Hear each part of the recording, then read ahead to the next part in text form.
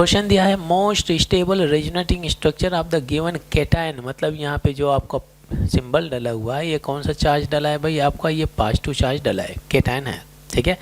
और हमें इसका most stable resonating structure draw करना है। रेजोनेटिंग स्ट्रक्चर उसी के बनाए जा सकते हैं जहाँ पर होता है कॉन्जुगेटेड सिस्टम, जहाँ कहीं भी होगा कॉन्जुगेटेड सिस्टम वहाँ पर होता है रेजोनेंस, और रेजोनेंस की वजह से सिस्टम की स्टेबिलिटी क्या होती है भाई, बढ़ जाती है, ठीक है। ये क्लियर हो गया।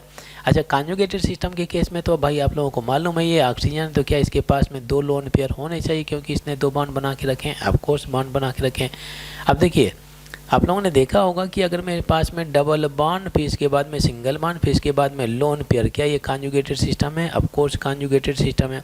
अगर मेरे पास में डबल बॉन्ड फिर इसके बाद में सिंगल बॉन्ड फिर इसके बाद में कहीं पॉजिटिव चार्ज आ गया, क्या ये कॉन्जुगेटेड सिस्टम है? कॉन्जुगेटेड सिस्टम है, ठीक है। तो यहाँ पर रेजोनेंस पॉसिबल है, तो इसका मोस्ट स्टेबल रेजोनेटिंग स्ट्रक्चर हमें ड्रा करना है। तो चलिए मैं इस कंपाउंड को ले लेता हूँ। ये जो आपका कंपाउंड डला हुआ है, ठीक है, टॉप में है पॉजिटिव चार्ज और ये आपका साइक्लिक रिंग है, यहाँ पे ऑक्सीजन लगा हुआ है, इसके पास में डले हैं 2 लोन पेयर और ये आपका डबल बॉन्ड है। अब देखिए क्या इसमें कॉन्जुगेटेड सिस्टम है? ऑफ कोर्स कॉन्जुगेटेड सिस्टम है। आप बोल सकते हैं भाई ये double single positive charge, double single positive charge conjugation है, double single lone pair, double single lone pair conjugation है, ठीक है, कॉन्जुगेशन है।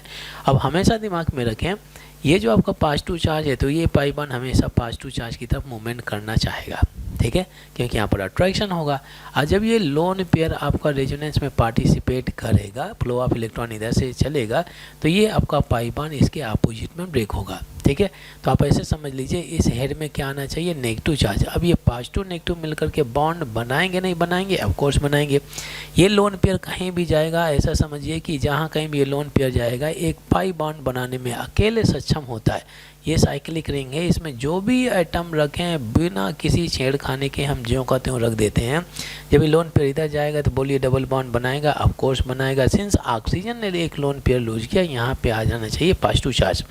अब ये तो बॉन्ड ब्रेक हो चुका है, यहाँ से पॉजिटिव नेगेटिव मिलकर के एक और बॉन्ड का निर्माण हो जाता है, ये सब्सटेंस बन गया, ठीक है। तो ये डबल सिंगल डबल ये आपका हो गया।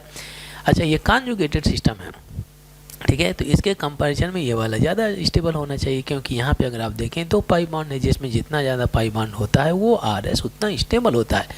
यहाँ पे जो ऑक्सीजन डला हुआ है तो ऑक्सीजन कितने बॉन्ड बनाए? 3। हर एक बॉन्ड में कितने इलेक्ट्रॉन होते हैं? 2। एक लोन पेयर है तो एक लोन पेयर में कितने इलेक्ट्रॉन हैं? 2 इलेक्ट्रॉन हो गए, तो टोटल नंबर ऑफ इलेक्ट्रॉन कितने हो गए? 6 + 2 = इसके पास में 8 इलेक्ट्रॉन हो गए। तो देखिए ये भी स्टेबल स्टेट में डला हुआ है। क्या कोई ऐसा स्ट्रक्चर है कि अपने पास में ऑप्शन में डला हुआ? चेक कर लेते हैं भाई। यहाँ पे अगर आप देखें कौन सा कंपाउंड ए हो सकता है? नहीं।